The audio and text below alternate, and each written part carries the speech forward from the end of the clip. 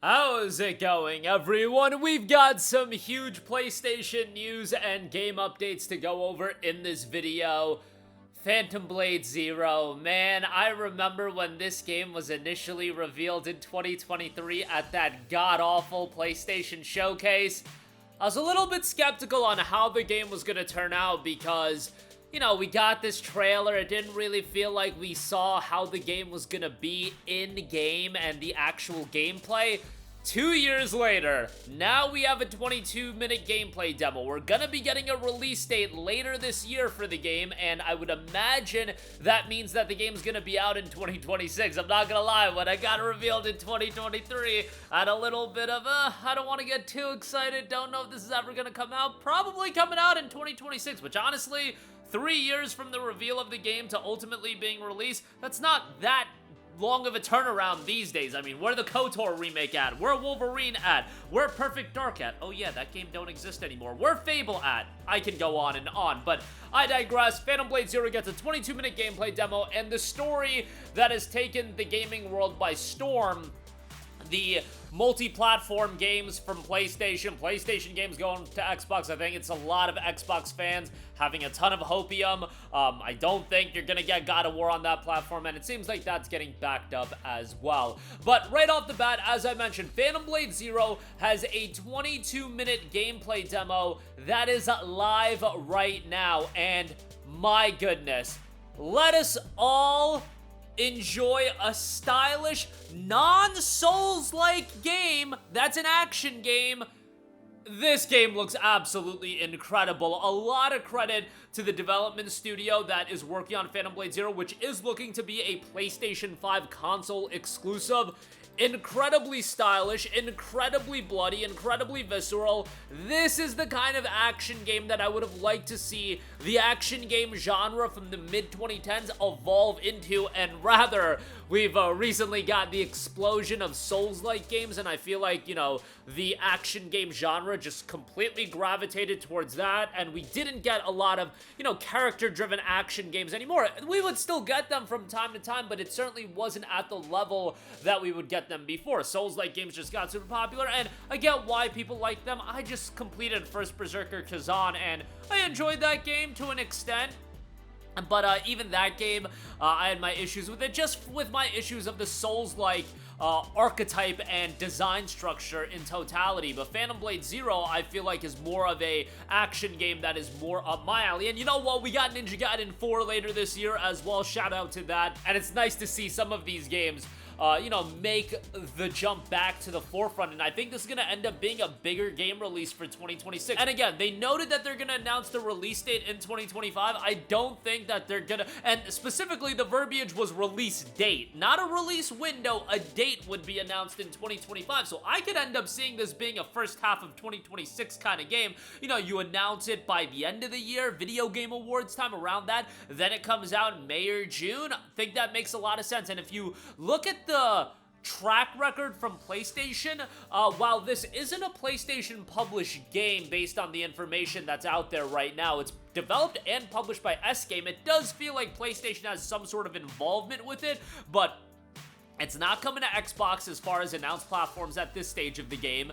And, you know, PlayStation usually likes to have a third-party exclusive in the beginning of the year, or I should say a second-party, third-party exclusive. You get the idea. You got Death Stranding 2 this year. That was PlayStation published the year prior. You got Stellar Blade, you got Rise of the Ronin, etc., etc. Those are PlayStation published games, but I think Phantom Blade Zero can go into that slot. And if next year we got Sorrows coming out, we get Wolverine actually coming out as well, throw in a Phantom Blade Zero, throw in maybe a smaller game. You know, there was that rumbling of the God of War Metroidvania, but a game at that level, you know, nobody cares about fair game. We can throw that in the dumpster. But if we're gonna get that kind of a year, given PlayStation's output in recent years, I would consider that a massive, massive W. It isn't at the peak heyday of PlayStation in my opinion, but you know, Soros, Wolverine, which I'm not convinced Wolverine is 2026, honestly. Like, that game I feel like is going through some trouble, but I hope it's 2026. But Soros, Wolverine, Phantom Blade Zero, if we get those 3 games as the big 3 on PlayStation next year, I would consider that a massive W. And again, Phantom Blade Zero, not a PlayStation published game, but I think, you know, people are gonna view it as a game tied more so to PlayStation because of its exclusivity. But I digress. I think the game looks incredible, and given you can dig up the videos from 2023, and I think I was right in saying what I said, given that at that point in time, 2023, the outlook was looking kind of bleak for PlayStation in terms of big games coming out, and while Phantom Blade Zero looked cool when it was initially revealed, it totally had that air of this game isn't coming out for years, and it still isn't ending up coming out in years. I mean, it'll be out hopefully in 2026, fingers crossed. That's still 3 years, and at that time, I was more so hoping to see games that we were going to be able to play in the next 12 to 18 months. Lo and behold, the next 12 to 18 months was fairly barren for PlayStation in totality, but what can you do? I think 2026 is going to be a pretty big year for PlayStation, and on top of that, I think 2026 is where we rev up a little bit, and finally, we could do a showcase in 2026, because now I think there's actually going to be stuff to reveal. You kind of took the L on the live service debacle, and you're still going to continue to take L's with Fair Game, but hopefully you get a couple W's in there as well. But 26, I could see reveals from Gorilla. I could see a reveal from Bluepoint. I could see Intergalactic getting its gameplay reveal. That's why I'm saying that you could set the table. Oh, and I totally forgot, as far as 2026 goes, the 3 games I just mentioned, Marvel Tokon Fighting Souls as well. That's another game. I know not everybody's super into fighting games, but look, if you get Marvel Tokon Fighting Souls, you get Phantom Blade Zero, you get Soros, and hopefully Wolverine in 2026. Given again what PlayStation has been, that's a slam dunk of a year, you guys, for me. I think that's a huge year. And moving on from that, I think 2026, a lot of people are going to be hoping for PlayStation games coming to Xbox, and I think you'll see a little bit of that. I think maybe Fair Game will come to Xbox. I think you'll see smaller games, but Shinobi602 noted on the Reset Era boards that people are really getting carried away with the job listing, and he responded to another user noting yes to these types of things. And the quote was, "I still think it's probably safe to assume Sony thawing a bit on the hard line on exclusivity. Games as a service games coming out later to Xbox if they make sense. More stuff like Lego Horizon." Honestly, games as a service, I would drop them day one outside of a game that's piggybacking off a heavily known IP, like the Horizon multiplayer games as a service game. Maybe keep that exclusive for a while, but outside of that, like games as a service, again, your biggest equity with those games is your player base, and your invested player base is the more,